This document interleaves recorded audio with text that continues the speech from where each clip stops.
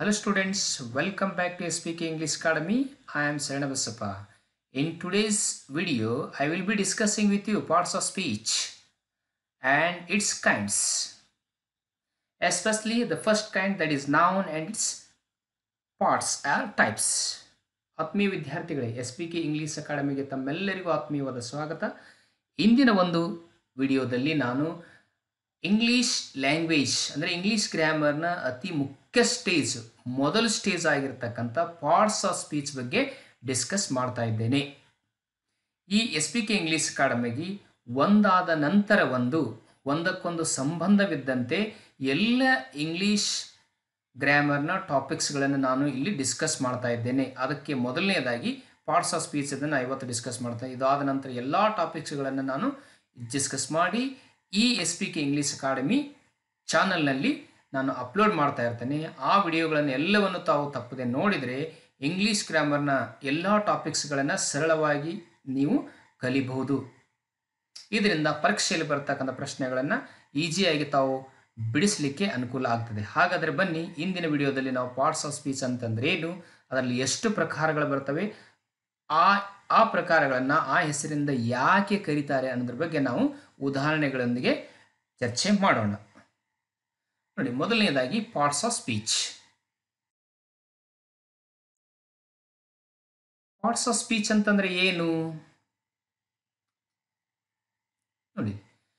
Parts of speech ಅಂದರೆ ಒಂದು definition ನಾನು ಮಾಡಿ ತಂದಿದ್ದೇನೆ ಇಲ್ಲಿ.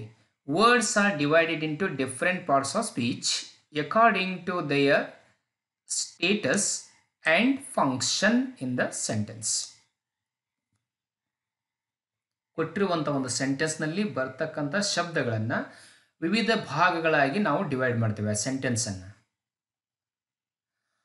ಆ ಸೆಂಟೆನ್ಸನ್ನು ಡಿವೈಡ್ ಹ್ಯಾಂಗೆ ಮಾಡ್ತೀವಿ ಅಂತಂದರೆ ಆ ಸೆಂಟೆನ್ಸ್ಲಿರ್ತಕ್ಕಂಥ ಶಬ್ದ ವರ್ಡ್ಗಳು ಯಾವ ಸ್ಥಾನದಲ್ಲಿವೆ ಮತ್ತು ಆ ವರ್ಡ್ಗಳು ಯಾವ ಫಂಕ್ಷನನ್ನು ಆ ಸೆಂಟೆನ್ಸಲ್ಲಿ ಮಾಡ್ತವೆ ಅನ್ನುವುದರ ಆಧಾರ ಮೇಲೆ ನಾವು ವಿವಿಧ ಭಾಗಗಳನ್ನಾಗಿ ಅದನ್ನು ಡಿವೈಡ್ ಮಾಡ್ತೇವೆ. ಅದಕ್ಕೆ ನಾವೇನಂತೀವಿ ಅಂದರೆ ಪಾರ್ಟ್ಸ್ ಆಫ್ ಸ್ಪೀಚ್ ಅಂತ ಕರಿತೀವಿ. ಈಗ ಒಂದು ಸೆಂಟೆನ್ಸ್ ಇತ್ತಂದರೆ ಅದರಲ್ಲಿ ಹಲವಾರು ಪಾರ್ಟ್ಸ್ ಆಫ್ ಸ್ಪೀಚ್ಗಳನ್ನು ನಾವು ನೋಡ್ಬೋದು. ಈಗ ಪಾರ್ಟ್ಸ್ ಆಫ್ ಸ್ಪೀಚಲ್ಲಿ ಒಟ್ಟು 8 ಭಾಗಗಳು ಬರ್ತವೆ. There are 8 kinds of parts of speech in English language. ಹಾಗಾದರೆ ಅವು 8 ಪಾರ್ಟ್ಸ್ ಆಫ್ ಸ್ಪೀಚ್ ಯಾವುವು ಅನ್ನೋದಾದರೆ ನೋಡಿ. ಈಗ ನೋಡಿ, noun, second pronoun, verb, adverb, adjective, preposition, conjunction, interjection. ಈ ಪಾರ್ಟ್ಸ್ ಆಫ್ ಸ್ಪೀಚ್ ಅಲ್ಲಿ ಬರ್ತಕ್ಕಂಥ ವಿವಿಧ ಭಾಗಗಳು. ನಾವೀಗ 1 by 1 ಈ 8 ಭಾಗಗಳನ್ನು ಪ್ರತಿಯೊಂದು ವಿಡಿಯೋದಲ್ಲಿ ನಾನು ಚರ್ಚಿಸ್ತಾ ಇದ್ದೇನೆ. ಹಾಗೆ ಕೂಡ ತಾವು ತಪ್ಪದೆ ಇದನ್ನು ವೀಕ್ಷಣೆ ಮಾಡ್ತಾ ಹೋಗಿ. ಈಗ ಇಂದಿನ ಒಂದು ವಿಡಿಯೋದಲ್ಲಿ ನೌನ್ ಅಂತಂದ್ರೆ ಏನು ಮತ್ತು ನೌನ್ದ ಕೈಂಡ್ಸ್ಗಳು ಯಾವುವು ಅನ್ನೋದನ್ನು ನಾವು ಚರ್ಚಿಸೋಣ.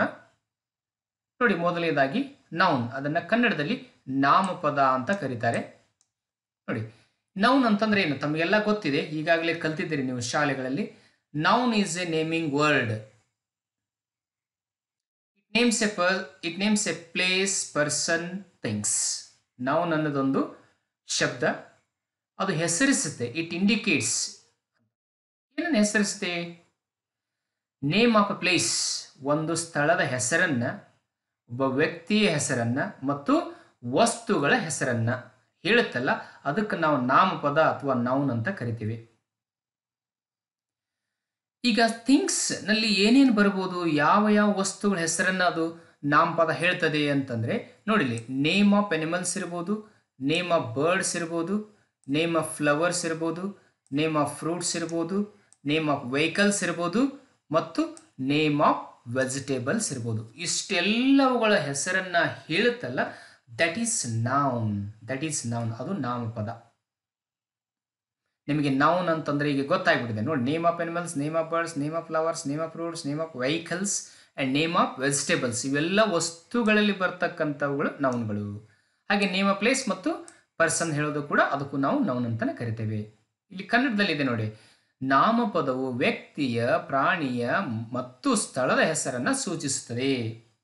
ಹಾಗೆ ವಸ್ತುಗಳ ಹೆಸರನ್ನು ಸೂಚಿಸುತ್ತದೆ. ಅದಕ್ಕೆ ನಾವು ಅದಕ್ಕೆ ನಾಮಪದ ಅಥವಾ ನೌನ್ ಅಂತ ಕರಿತೇವೆ. ಉದಾಹರಣೆ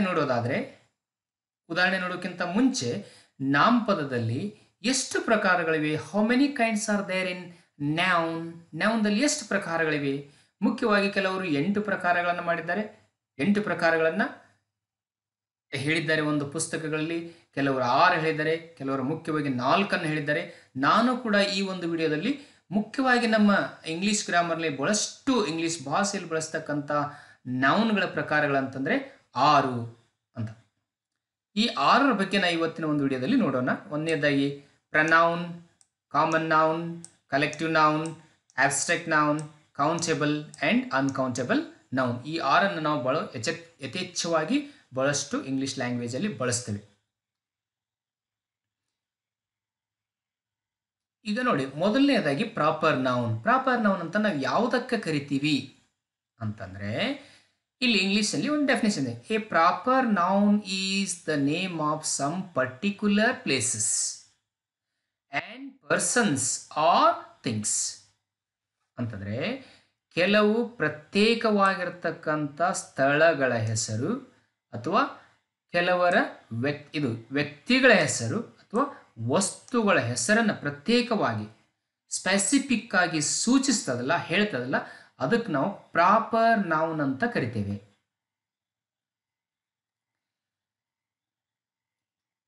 ನೋಡಿ, ಇಲ್ಲಿ ಕೆಲವು ಹೆಸರಿದಾವೆ. ಇಲ್ಲಿ name Raju, name of person ಇದೆ. Ramesh name of person. Arun name of person.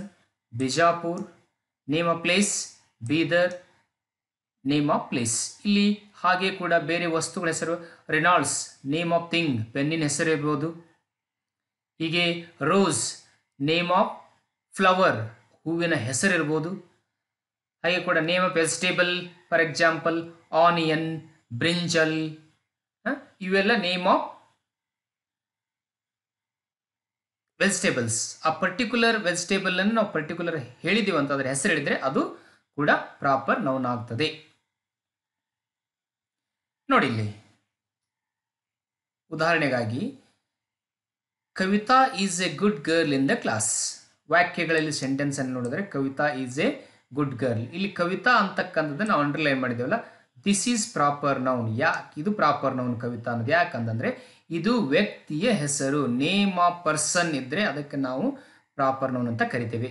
ಹಾಗೆ ಕೂಡ ಇಲ್ಲಿಂದ ಎರಡನೇ ಉದಾಹರಣೆಯಲ್ಲಿ Mumbai is a big city in India ಅಂತಂದರೆ ಭಾರತದಲ್ಲಿ ಮುಂಬೈ ಅನ್ನೋ ದೊಡ್ಡ ಸಿಟಿ ಅಂತ ಹೇಳ್ತೇವೆ. ಇಲ್ಲಿ ಮುಂಬೈ ಅಂತ ಅಂಡರ್ಲೈನ್ ಮಾಡಿದ್ದೇವಲ್ಲ, ಅದು ನೇಮ್ ಆಫ್ ಪ್ಲೇಸ್ ಇದೆ, ಪರ್ಟಿಕ್ಯುಲರ್ ನೇಮ್ ಆಫ್ ಪ್ಲೇಸ್ ಅಂತ. ಅದಕ್ಕೆ ಮುಂಬೈಗೆ ಮುಂಬೈ ಅಂತೀವಿ ನಾವು. ಬೆಂಗಳೂರು ಕೂಡ ಒಂದು ಪ್ಲೇಸ್. ಬೆಂಗಳೂರಿಗೆ ಬೆಂಗಳೂರು ಅಂತೀವಿ, ಮುಂಬೈಗೆ ಮುಂಬೈ ಅಂತೀವಿ. ಬೆಂಗಳೂರಿಗೆ ನಾವು ಮುಂಬೈ ಅನ್ನೋದಿಲ್ಲ, ಮುಂಬೈಗೆ ಬೆಂಗಳೂರು ಅನ್ನೋದಿಲ್ಲ. ಯಾಕಂದರೆ ಪರ್ಟಿಕ್ಯುಲರ್ ಆಗಿ ಅದಕ್ಕೆ ಹೆಸರು ಇಟ್ಟಿದ್ದಿದೆ. ಅದಕ್ಕೆ ನಾವು ಅದನ್ನು ಪ್ರಾಪರ್ ನೌನ್ ಅಂತ ಕರಿತೀವಿ. ಹಾಗೆ ಕೂಡ ಇಲ್ಲಿ ಕವಿತಾ ಇದೆಯಲ್ಲ, it is a name, particular name to that person.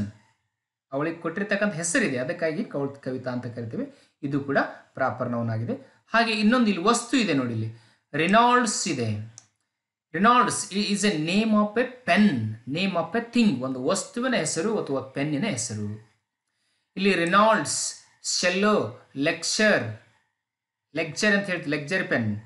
ಹೀಗೆ ಮಾಂಟೆಕ್ಸ್, ಇವು ಬೇರೆ ಬೇರೆ ಪೆನ್ನಿನ ಹೆಸರುಗಳು ಇದೆಲ್ಲ. ಪರ್ಟಿಕ್ಯುಲರ್ ರೆನಾಲ್ಡ್, ಶೆಲ್ಲೋ, ಫೈನ್ ಗ್ರೀಫ್, ಮಾಂಟೆಕ್ಸ್, ಇವೆಲ್ಲ ರೋರಿಟೋ, ಇವೆಲ್ಲ ಏನಪ್ಪ ಅಂದರೆ ಇವು ಕೂಡ ಪ್ರಾಪರ್ ನೌನ್ ಆಗ್ತವೆ.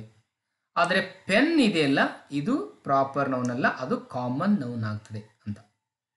ಪರ್ಟಿಕ್ಯುಲರ್ ವಸ್ತುವಿನ ಹೆಸರಿದ್ರೆ, ಪರ್ಟಿಕ್ಯುಲರ್ ವ್ಯಕ್ತಿ ಹೆಸರಿದ್ರೆ, ಪರ್ಟಿಕ್ಯುಲರ್ ಸ್ಥಳದ ಹೆಸರಿದ್ರೆ ಅದಕ್ಕೆ ನಾವು ಪ್ರಾಪರ್ ನೌನ್ ಅಂತ ಕರಿತೇವೆ. ನೋಡಿ, ಎರಡನೇ ಪ್ರಕಾರ ನೌನ್ದಲ್ಲಿ ಕಾಮನ್ ನೌನ್ ಅತ್ಯಂತ ಮುಖ್ಯವಾಗಿ ಬಳಸ್ತಕ್ಕಂಥದ್ದು ಇಂಗ್ಲಿಷ್ ಲ್ಯಾಂಗ್ವೇಜಲ್ಲಿ. ನೋಡಿ, ಈ ಕಾಮನ್ ನೌನ್ ಅಂತಂದ್ರೆ ಏನು? It is a kind of a noun which gives the name in common to every person or thing ಅಂತಂದ್ರೆ, ಈ ಕಾಮನ್ ನೌನ್ ಅಂತಂದ್ರೆ ಏನೂ ಇಲ್ಲ, ಅದು ಒಂದು ಹೆಸರು ಕೊಡ್ತೀವಿ. ಯಾರಿಗೆ? ವಸ್ತುಗಳಿಗೆ ಮತ್ತು ವ್ಯಕ್ತಿಗೆ ಸಾಮಾನ್ಯವಾಗಿ, ಎಲ್ಲ ವಸ್ತುಗಳಿಗೆ ಮತ್ತು ಎಲ್ಲ ವ್ಯಕ್ತಿಗಳಿಗೆ ಸಾಮಾನ್ಯವಾಗಿ ಕೊಡ್ತಕ್ಕಂಥ ಒಂದು ಹೆಸರಿದೆಯಲ್ಲ, ದಟ್ ಈಸ್ ಕಾಮನ್ ನೌನ್. ಅದಕ್ಕೆ ನಾವು ಕಾಮನ್ ನೌನ್ ಅಂತ ಹೇಳ್ತೇವೆ. ಹಾಗಾದ್ರೆ ಸಾಮಾನ್ಯವಾಗಿ ಕೊಡ್ತಕ್ಕಂಥ ವ್ಯಕ್ತಿಗಳಿಗೆ ಮತ್ತು ಈ ವಸ್ತುಗಳಿಗೆ ಕೊಡ್ತಕ್ಕಂಥ ಹೆಸರು ಏನದು ನೋಡೋಣ. ಉದಾಹರಣೆ ನೋಡಿ, ಇಲ್ಲಿ ಬೇಬಿ ಇದೆ, ಬಾಲ್ ಇದೆ, ಟೀಚರ್, ಪಾಯಿಂಟ್, ಪ್ಲೇಸ್, ಬೆಂಚ್, ಮಾಕೆಟ್ ಇವೆಲ್ಲ ಕಾಮನ್ ನೌನ್. ಇವಕ್ಕೆ ಯಾಕೆ ಕಾಮನ್ ನೌನ್ ಅಂತೀವಂದರೆ ನಾನು ಹೇಳ್ತೀನಿ ನೋಡಿ. ಇಲ್ಲಿ ಈಗ ಬೇಬಿ ಇದೆ, ಒಂದು ಬೇಬಿ. ಈಗ ನಮ್ಮ ಮನೇಲಿ ಒಂದು ಬೇಬಿ ಇದೆ, ಬೇರೆಯವ್ರ ಮನೇಲಿ ಒಂದು ಬೇಬಿ ಇದೆ, ಇನ್ನೊಬ್ಬರ ಮನೇಲಿ ಒಂದು ಬೇಬಿ ಇದೆ. ಅವೆಲ್ಲಗಳಿಗೆ ಕಾಮನ್ ಆಗಿ ಬೇಬಿ ಅಂತಾನೆ ಕರಿತೀವಿ. ಆದರೆ ಆ ಬೇಬಿಗೆ ಏನಾದರೂ ಒಂದು ಹೆಸರಿತ್ತು ಅಂತಂದರೆ, ರಾಣಿ, ರಾಜ, ರಮೇಶ್ ಅಂತ ಹೆಸರಿದ್ರೆ ಅದು ಪ್ರಾಪರ್ ನೌನ್ ಆಗ್ತದೆ. ಆದರೆ ಬೇಬಿ ಇದೆಯಲ್ಲ, ಬೇಬಿ, ಚೈಲ್ಡ್ ಇವೆಲ್ಲ ಕಾಮನ್ ನೌನ್, ಎಲ್ಲರಿಗೂ ಕಾಮನ್ ಆಗಿ ಕರಿತಿದೆ ಅಂತ. ಈಗ ಬಾಲ್ ಇದೆ, ಬಾಲ್ ಇಲ್ಲಿನೂ ಬಾಲ್ ಅಂತ ಕರಿತೀವಿ, ಇನ್ನೊಂದು ಕಡೆ ಇದ್ರೂ ಕೂಡ ಅದಕ್ಕೂ ಬಾಲ್ ಅಂತಾನೆ ಕರಿತೀವಿ, ಅದಕ್ಕೆ ಅದು ಕಾಮನ್ ನೌನ್. ಟೀಚರ್, ನಮ್ಮ ಶಾಲೆಯಲ್ಲಿ ಇರೋರಿಗೆ ಟೀಚರ್ ಅಂತೇವೆ, ಬೇರೆಯವ್ರ ಶಾಲೆಯವರು ಇರುತ್ತೆ ಅವ್ರಿಗೂ ಕೂಡ ಟೀಚರ್ ಅಂತೀವಲ್ಲ, ಅದಕ್ಕಾಗಿ ಅದು ಕಾಮನ್ ನೌನ್ ಅಂತ ಕರಿತೇವೆ. ನೋಡಿಲ್ಲಿ ಉದಾಹರಣೆ ಸೆಂಟೆನ್ಸ್ ಅಲ್ಲಿ ನೋಡೋದಾದ್ರೆ, there are three students in the class. ಇಲ್ಲಿ ಸ್ಟೂಡೆಂಟ್ಸ್ ಅನ್ನೋದಿದೆಯಲ್ಲ, ಇದು ಕಾಮನ್ ನೌನ್. ಎಲ್ಲರೂ ಸ್ಟೂಡೆಂಟ್ಸೇ. ಎ ಕ್ಲಾಸ್ನಲ್ಲಿ ಇರ್ತಕ್ಕಂಥವ್ರು ಸ್ಟೂಡೆಂಟ್ಸೇ, ಬಿ ಕ್ಲಾಸ್ನಲ್ಲಿ ಇರ್ತಕ್ಕಂಥವ್ರು ಸ್ಟೂಡೆಂಟ್ಸೇ. ಅವರೆಲ್ಲರಿಗೂ ಶಾಲೆಯಲ್ಲಿ ಇರ್ತಕ್ಕಂಥ ಎಲ್ಲರಿಗೂ ನಾವು ಮಕ್ಕಳಿಗೆ ಸ್ಟೂಡೆಂಟ್ಸ್ ಅಂತ ಕರಿತೀವಲ್ಲ, ಅದಕ್ಕೆ ಕಾಮನ್ ನೌನ್ ಆಗ್ತದೆ. ನಮ್ಮ ಶಾಲೆಯಲ್ಲಿ ಇದ್ದರೂ ಅಷ್ಟೇ, ಬೇರೆ ಶಾಲೆಯಲ್ಲಿ ಇದ್ದರೂ ಅವರೆಲ್ಲ ವಿದ್ಯಾರ್ಥಿಗಳೇ, ಅದು ಕಾಮನ್ ನೌನ್ ಆಗ್ತದೆ. ಆದರೆ ಪ್ರತ್ಯೇಕವಾದಂಥ ಹೆಸರಿತ್ತು ಅಂತಂದರೆ, ಇಲ್ಲಿ ಎರಡನೇ ಉದಾಹರಣೆ ನೋಡಿ, ರವಿ ಈಸ್ ಅನ್ ಇನ್ನೋಸೆಂಟ್ ಬಾಯ್ ಅಂತಿದೆ. ಇಲ್ಲಿ ರವಿ ಅನ್ನೋದು ಪ್ರಾಪರ್ ನೌನ್ ಆಗ್ತದೆ, ಯಾಕಂದರೆ ಪರ್ಟಿಕ್ಯುಲರ್ ನೇಮ್ ಇದೆ ಅದು. ಹಾಗೆ ಕೂಡ ಇಲ್ಲಿ ಬಾಯ್ ಇದೆಯಲ್ಲ, ಈಗ ರವಿಗೂ ಬಾಯ್ ಅಂತಲೇ ಕರಿತೀವಿ, ರಾಜುಗೂ ಬಾಯ್ ಅಂತ ಕರಿತೀವಿ, ರಮೇಶಿಗೂ ಬಾಯ್ ಅಂತ ಕರಿತೀವಿ, ಇನ್ನೊಂದು ಹುಡುಗನಿಗೆ ನಾವು ಬಾಯ್ ಅಂತ ಕರಿತೀವಲ್ಲ, ಅದಕ್ಕೆ ಇದು ಕಾಮನ್ ಆಗಿ ಕೊಡ್ತಕ್ಕಂಥ ಹೆಸರಿದು. ಅದಕ್ಕೆ ಬಾಯ್ ಅನ್ನೋದು ಏನಾಗ್ತದೆ, ಇಲ್ಲಿ ಕಾಮನ್ ನೌನ್ ಆಗ್ತದೆ. ಈಗ ಇನ್ನೊಂದು ವಸ್ತುವಿನ ಬಗ್ಗೆ ನೋಡಬೇಕಾದ್ರೆ ಇನ್ನೊಂದು ಮೂರನೇ ಉದಾಹರಣೆ ನೋಡ್ಬೋದು. ರಿನಾಲ್ಡ್ಸ್ ನಾನು ಹೇಳಿದೆ, ರಿನಾಲ್ಡ್ಸ್ ಅನ್ನೋದಿದೆಯಲ್ಲ, ಇದು ಪ್ರಾಪರ್ ನೌನ್. ಯಾಕಂದ್ರೆ ಪರ್ಟಿಕ್ಯುಲರ್ ಆ ಪೆನ್ನಿಗೆ ನೀಡಿರ್ತಕ್ಕಂಥ ಒಂದು ಪ್ರತ್ಯೇಕವಾದಂಥ ಹೆಸರದು. ಈಗ ನೋಡಿ, ರಿನಾಲ್ಡ್ಸ್ ಎ ನೈಸ್ ಪೆನ್ ಇದೆಯಲ್ಲ, ಈ ಪೆನ್ ಅನ್ನೋದಿದೆಯಲ್ಲ, ಇದು ಕಾಮನ್ ನೌನ್. ಯಾಕಂತಂದ್ರೆ ನೋಡಿ, ಇದು ಕಾಮನ್ ಅಂತ ಯಾಕಂತೀವಿ, ಈಗ ರಿನಾಲ್ಡ್ಸ್ ಇದೆ, ಶೆಲ್ಲೋ ಗ್ರಿಪ್ ಇದೆ, ಫೈನ್ ಗ್ರಿಪ್ ಇದೆ, ಮಾಂಟೆಕ್ಸ್ ಇದೆ, ರೋರಿಟೋ ಇದು, ಇನ್ಯಾವುದೋ ಪೆನ್ನುಗಳಿದೆ. ಸುಮಾರು ಒಂದು 10-15 ಪೆನ್ನುಗಳು ಬೇರೆ ಬೇರೆ ಹೆಸರುಗಳಿಂದ ಕರಿತಕ್ಕಂಥ ಇದಾವೆ. ರಿನಾಲ್ಡ್ಸ್, ಮಾಂಟೆಕ್ಸ್, ಫೈನ್ ಗ್ರಿಪ್ ಅವೆಲ್ಲಗಳಿಗೆ ನಾವೇನಂತೀವಿ, ಪೆನ್ ಅಂತ ಕರಿತೀವಲ್ಲ. ಈ ಪೆನ್ ಅಂತಕ್ಕಂಥದ್ದು ಕಾಮನ್ ಆಗಿ ಅವುಗಳಿಗೆ ಕರಿತಕ್ಕಂಥ ಹೆಸರು, ಅದಕ್ಕೆ ಕಾಮನ್ ನೌನ್ ಅಂತ ಕರಿತೇವೆ. ಪ್ರತ್ಯೇಕವಾದ ಹೆಸರಿದ್ರೆ ಮಾತ್ರ ಅದು ಪ್ರಾಪರ್ ನೌನ್ ಆಗ್ತದೆ. ಆದರೆ ಕಾಮನ್ ಆಗಿ ಕರೆದ್ರೆ ಅದು ಕಾಮನ್ ನೌನ್. ಅಂದ್ರೆ ಇಲ್ಲಿ ಸ್ಟೂಡೆಂಟ್ಸ್, ಬಾಯ್, ಪೆನ್ ಇವೆಲ್ಲ ಕಾಮನ್ ನೌನ್. ಇನ್ನು ಕಲೆಕ್ಟಿವ್ ನೌನ್ ಮುಖ್ಯವಾಗಿರ್ತಕ್ಕಂಥದ್ದು ಇದು ಕೂಡ ನೋಡಿ. ಕಲೆಕ್ಟಿವ್ ನೌನ್ ಅಂತಂದ್ರೆ ಏನು? This noun is the name of collection of things are person. ಈ ನೌನಲ್ಲಿ ಏನಿರ್ತದೆ, ವ್ಯಕ್ತಿ ಅಥವಾ ವಸ್ತುಗಳ ಕಲೆಕ್ಷನ್ ಇರ್ತದೆ. ಅಲ್ಲಿ ಸಂಗ್ರಹ ಇರ್ತದೆ. ಕಲೆಕ್ಷನ್ ಅಂದ್ರೆ ಸಂಗ್ರಹ, ವಸ್ತುಗಳ ಸಂಗ್ರಹ ಇರ್ತದೆ, ವ್ಯಕ್ತಿಯ ಸಂಗ್ರಹ ಇರ್ತದೆ. ಸಂಗ್ರಹ ಅಂತಂದ್ರೆ ವ್ಯಕ್ತಿಗಳ ಗುಂಪು ಅಥವಾ ವಸ್ತುಗಳ ಗುಂಪಿಗೆ ನಾವೇನಂತೀವಿ, ಕಲೆಕ್ಟಿವ್ ನೌನ್ ಅಂತ ಕರಿತೇವೆ. ತಿಳಿದೆ? ಈ ನಾಮಪದವು ಕೆಲವು ವಸ್ತುಗಳ, ವ್ಯಕ್ತಿಗಳ ಗುಂಪನ್ನ ಸೂಚಿಸ್ತದೆ. ನೋಡಿ ಹೇಗಿರ್ತದೆ ಗುಂಪು ಅಂತಂದ್ರೆ, ನೋಡಿ ಇಲ್ಲಿ ಉದಾಹರಣೆ ನೋಡಿ, ಟೀಮ್ ಇರ್ತದೆ, ಕ್ರೌಡ್ ಇರ್ತದೆ. ಟೀಮ್ ಅಂದ್ರೆ ಏನು? Players, A team of players ಅಂತ ಹೇಳ್ತೀವಿ, ಕ್ರೌಡ್.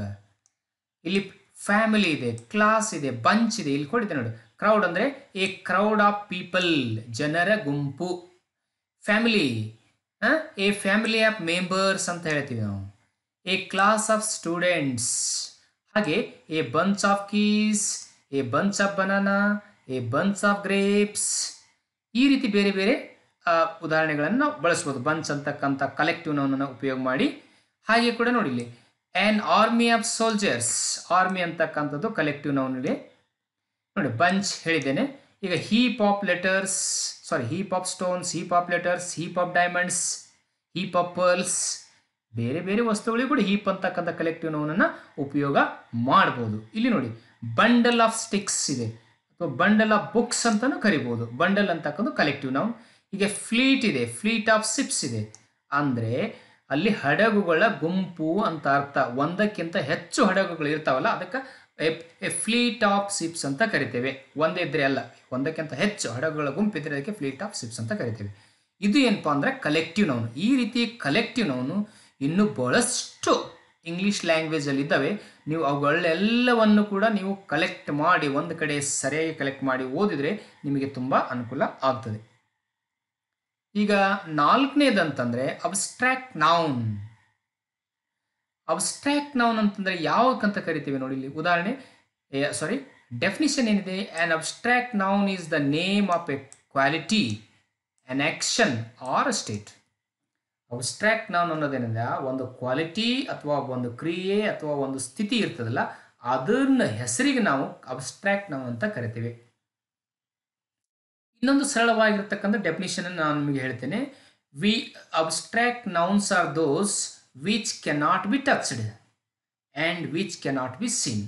ಅಬ್ಸ್ಟ್ರಾಕ್ಟ್ ನೌನ್ ಅಂದ್ರೆ ಅಂದ್ರೆ ಯಾವನ್ನ ನಾವು ಸ್ಪರ್ಶ ಮಾಡಲಿಕ್ಕೆ ಆಗೋದಿಲ್ಲ ಅಥವಾ ಯಾವ ನಮ್ಮ ಕಣ್ಣಿಗೆ ಕಾಣೋದಿಲ್ಲಲ್ಲ, ಅಂಥವುಗಳನ್ನು ನಾವು ಅಬ್ಸ್ಟ್ರಾಕ್ಟ್ ನೌನ್ಸ್ ಅಂತ ಕರಿತೇವೆ. We cannot touch, we cannot see, ಅವೆಲ್ಲ ಅಬ್ಸ್ಟ್ರಾಕ್ಟ್ ನೌನ್. ಉದಾಹರಣೆಗೆ ನೋಡಿ ಇಲ್ಲಿ ಜಾಯ್ ಇದೆ, ಸಾರೋ ಇದೆ, ಲವ್ ಇದೆ, beauty, life, truth, ugly, fair.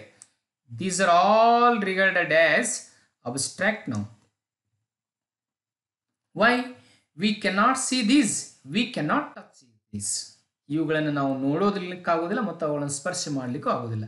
ನೋಡಿ, ಸೌಂದರ್ಯ ತುಂಬ ಸೌಂದರ್ಯ ಇದೆ ಅಂತೇಳಿ ಸೌಂದರ್ಯ ನಮ್ಮ ಕಣ್ಣಿಗೆ ಕಾಣ್ತದ ಅಥವಾ ಅದನ್ನು ಟಚ್ ಮಾಡ್ತೀವ? ಇಲ್ಲ. ಲೈಫ್ ಕೂಡ ಹಾಗೆ ಅಂತ. ಹ್ಯಾಪಿ ಆಗಿದೆ ಅಂತ ಹೇಳ್ತೀವಿ, happiness. Happiness, I am very happy. Happy ಅನ್ನೋದು ಎಡ್ಜೆಕ್ಟಿವ್. ಆರ್ ಹ್ಯಾಪಿನೆಸ್ ಅಂತಂದರೆ ನಾವು ಹ್ಯಾಪಿನೆಸ್ ಅನ್ನೋದು ಎಲ್ಲಿಯಾರು ಕಾಣ್ತದೆ? ಟ್ರುತ್, ಸತ್ಯ ಇದೆ.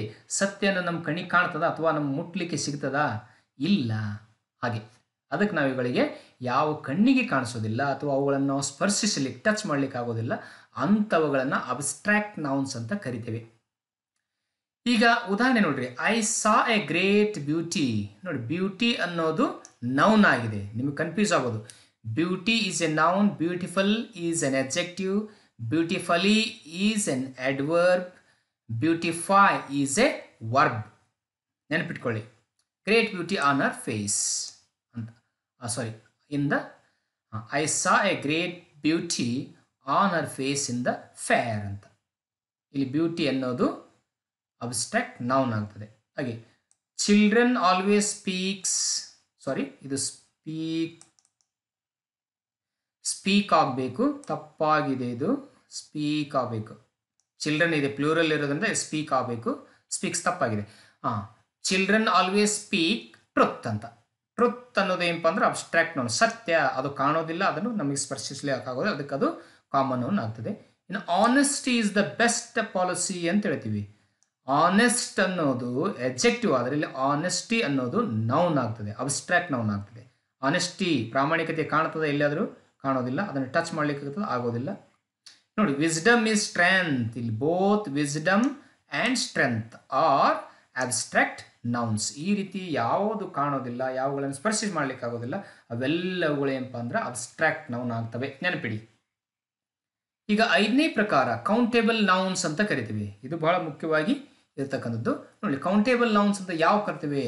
Nouns can be counted are called countable nouns. ಆ ನೌನ್ಸ್ಗಳು ವಸ್ತುಗಳಿರ್ಬೋದು, ಬೇರೆ ಯಾವುದೋ ಇರ್ಬೋದು, ಅದನ್ನು ನಾವು ಕೌಂಟ್ ಮಾಡಲಿಕ್ಕೆ ಸಾಧ್ಯ ಆಗಬೇಕು. ನಮ್ಮಿಂದ ಅವುಗಳ ಕೌಂಟ್ ಅಂದರೆ ಎಣಿಸ್ಲಿಕ್ಕೆ ಸಾಧ್ಯ ಆಗಬೇಕು. ಅಂಥವುಗಳನ್ನು ಕೌಂಟೇಬಲ್ ನೌನ್ಸ್ ಅಂತ ಕರಿತೇವೆ. ನೋಡಿ, ಉದಾಹರಣೆಗೆ ಇಲ್ಲಿದೆ ನೋಡಿ, ಬುಕ್ ಇದೆ. ಒಂದು ಬುಕ್, ಪುಸ್ತಕಗಳನ್ನ ಎಣಿಸ್ಬೋದಾ? 1 ಬುಕ್, 2 ಬುಕ್, 3 ಬುಕ್ಸ್, 4 ಬುಕ್ಸ್ ಅಂತ. ಹಾಗೆ ಕೂಡ ಬಾಯ್, 1 ಬಾಯ್, 2, 3, 4, 3 ಬಾಯ್ಸ್, 4 ಬಾಯ್ಸ್, 6 ಬಾಯ್ಸ್, 100 ಬಾಯ್ಸ್, ಈ ರೀತಿ ಹೇಳ್ಬೋದಲ್ಲ. ಅಂದರೆ ಯಾವುದನ್ನು ಎಣಿಸ್ಲಿಕ್ಕೆ ಬರ್ತಲ್ಲ ಅದಕ್ಕೆ ನಾವು ಕೌಂಟೇಬಲ್ ನೌನ್ ಅಂತ ಕರಿತೇವೆ. ನೋಡಿ, ಒಂದೇ ಉದಾಹರಣೆ, ಐ ವಾಚ್ಡ್ 6 ಫಿಲ್ಮ್ಸ್. ಈ ಫಿಲ್ಮ್ಸ್ ಅನ್ನೋದು ಏನಪ್ಪ ಅಂದರೆ ಇಲ್ಲಿ ಕೌಂಟೇಬಲ್, ಯಾಕಂದರೆ it can be counted. How many flights. ನೋಡಲಿ, ಕೌಂಟೇಬಲ್ ಇದ್ದಾಗ ನಾವು ಮಾಡ್ತೀವಿ ಹೌ ಮೆನಿ ಅಂತ ಕರಿತೇವೆ, ಎಷ್ಟು ಅಂತ. ಫ್ಲೈಟ್ಸ್ ಇದೆ ನೋಡಿ, flights. How many flights are there from here to Delhi. ಇಲ್ಲಿಂದ ಡೆಲ್ಲಿಗೆ ಎಷ್ಟಿವೆ ಅಂತ. How many birds we can count the birds also. How many birds are there in the garden. ಅದಕ್ಕಾಗಿ ಇವನ್ನ ಕೌಂಟೇಬಲ್ ನೌನ್ಸ್. ಯಾವ ಎಣಿಸ್ಲಿಕ್ಕೆ ಬರ್ತಾವಲ್ಲ ಅವೆಲ್ಲ countable nouns. Last one uncountable noun ಅಂತಂದರೆ uncountable noun is quite opposite to countable. ಕೌಂಟೇಬಲ್ದಲ್ಲಿ ಎಣಿಸ್ತೀವಿ, ಅನ್ಕೌಂಟೇಬಲ್ದಲ್ಲಿ it is impossible count them, that is uncountable noun ಅಂತ ಕರಿತೇವೆ. ನೋಡಿ, nouns that can not be counted, ಯಾವ ನೌನ್ಗಳನ್ನು ನಾವು ಕೌಂಟ್ ಮಾಡಲಿಕ್ಕೆ ಸಾಧ್ಯ ಆಗೋದಿಲ್ಲ ಅದಕ್ಕೆ ನಾವು ಅನ್ಕೌಂಟೇಬಲ್ ನೌನ್ಸ್ ಅಂತ ಕರಿತೀವಿ. ಉದಾಹರಣೆಗೆ ನೋಡಿ, ಇಲ್ಲಿ milk, water, ink, sugar, butter, hair ಇವೆಲ್ಲ ಅನ್ಕೌಂಟೇಬಲ್ ನೌನಿಗೆ ಉತ್ತಮವಾಗಿರ್ತಕ್ಕಂಥ ಉದಾಹರಣೆಗಳು. ಅಂದರೆ ಇಲ್ಲಿ ಮಿಲ್ಕ್ ಇದೆ, we can measure milk in litres, not one milk, 2 milk, 3 milk, 4 milk. ನಾವು ಮಿಲ್ಕನ್ನು 1 ಮಿಲ್ಕು, 2 ಮಿಲ್ಕು, 3 ಮಿಲ್ಕು, 4 ಮಿಲ್ಕ್ ಅಂತ ಹೇಳೋದಿಲ್ಲ, ಅವುಗಳನ್ನು ಏನು ಮಾಡ್ತೀವಿ, ಲೀಟರ್ದಲ್ಲಿ ಅಳಿತಾ ಇದ್ದೇವೆ. ಅದಕ್ಕಾಗಿ ಇದು ಅನ್ಕೌಂಟೇಬಲ್ ನೌನ್. ಅದೇ ರೀತಿ ವಾಟರ್ ಕೂಡ ಅನ್ಕೌಂಟೇಬಲ್, ಅದೇ ಇಂಕ್, ಶುಗರ್ ಕೂಡ ಅನ್ಕೌಂಟೇಬಲ್ ಅಂತಲೇ ಹೇಳ್ತೀವಿ. ಬಟರ್, ಹೇರ್ ಇವೆಲ್ಲ ಅನ್ಕೌಂಟೇಬಲ್ ನೌನ್ಗೆ ಉತ್ತಮವಾಗಿರತಕ್ಕಂಥ ಉದಾಹರಣೆಗಳು. ನೋಡಿ, ಇಲ್ಲಿ ಅನ್ಕೌಂಟೇಬಲ್ ನೌನ್ಸ್ ಇದ್ದಾಗ ನಾವು ಹೌ ಮಚ್, ಅದೇ ಹೌ ಮೆನಿ ಮಿಲ್ಕ್ ಅಂತ ಹೇಳೋದಿಲ್ಲ, ಹೌ ಮೆನಿ ವಾಟರ್ ಅಂತ ಹೇಳೋದಿಲ್ಲ, ಹೌ ಮೆನಿ ಶುಗರ್ ಅಂತ ಹೇಳೋದಿಲ್ಲ, how much milk, how much water, how much sugar ಅಂತಲೇ ಹೇಳ್ತೀವಿ, ಎಷ್ಟು ಅಂತ. How much milk do you need, ನಿನಗೆ ಎಷ್ಟು ಹಾಲು ಬೇಕು ಅಂತ. 1 ಬೇಕು, 2 ಬೇಕು, 4 ಬೇಕು ಅಲ್ಲ, ನಾವೇನು ಹೇಳ್ತೀವಿ 1 ಲೀಟರ್, 2 ಲೀಟರ್, 3 ಲೀಟರ್ ಅಂತ ಹೇಳ್ತೀವಿ. ನೋಡಿ, we need A glass of milk, ನಮಗೆ 1 ಗ್ಲಾಸ್ ಬೇಕೇ.